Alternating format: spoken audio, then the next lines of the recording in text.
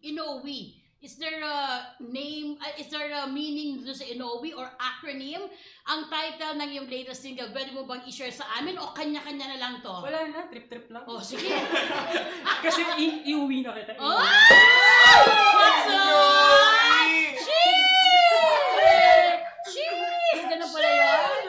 Okay, ano yung Inoue? Yeah, pero Hindi na naman makatas. Ano we Inoue? wanted this one to be unique, Miss May. How unique? Ayun, kasi di ba kapag ka narinig mo yung Inoue, magkakaroon ka ng question sa isip mo, anong ibig sabihin ng Inoue?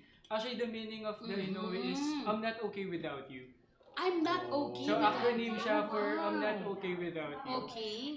Pinupost ko siya kay Asa Jemmy Music na okay lang po ba na ito yung gamitin natin na the title of the song. Kasi first English song ko din siya. So, because yung first single mo, title niya ay? Yung first single ko was Paraya. Paraya. Yung second na ginagamit ngayon for Love They Repeat is Lisan. Okay. And then this one is Inoue, I'm Not Okay Without You. So English song siya na, ayun, tungkol siya sa heart. Bakit Inoue? Kasi pati title, I'm sure ikaw din ang gumawa. So, meron ka bang in real life na storya na you're not really okay without whoever it is? Is it a thing? A thing? Yes po, Miss May. Yung gusto ko mag-seryoso. Kasi seryoso yung mga meaning ng song sa akin. Ay, siniseryoso kita. Ano ka ba?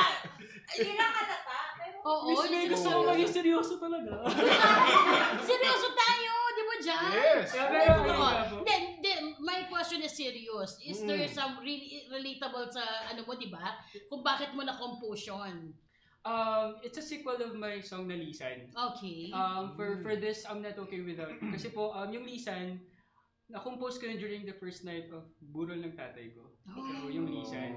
Okay. So, this time naman, itong Inoue, it's a sequel of the Lisan. Kasi yung Lisan is about grief and sadness, ganyan. So, this one is about accepting the fact that you're not okay, allowing yourself to be vulnerable with all the emotions, and claiming na lahat ng nararamdaman mo is valid.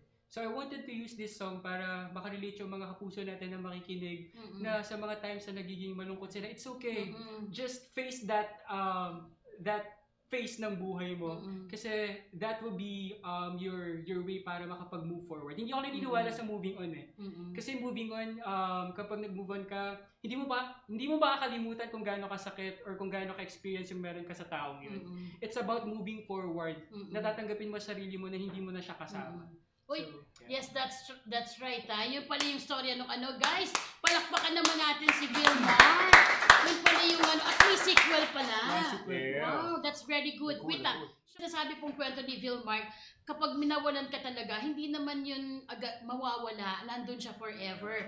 At yung moment na pinagdadaanan niya na sadness or kung ano man yun, tama po yun, naramdamin mo. Yung wag mong i-edit, wag mong dayain yung sarili mo. Yes, or wag kang mag-divert. If you feel sad, sige lang, ramdamin mo, be in the moment.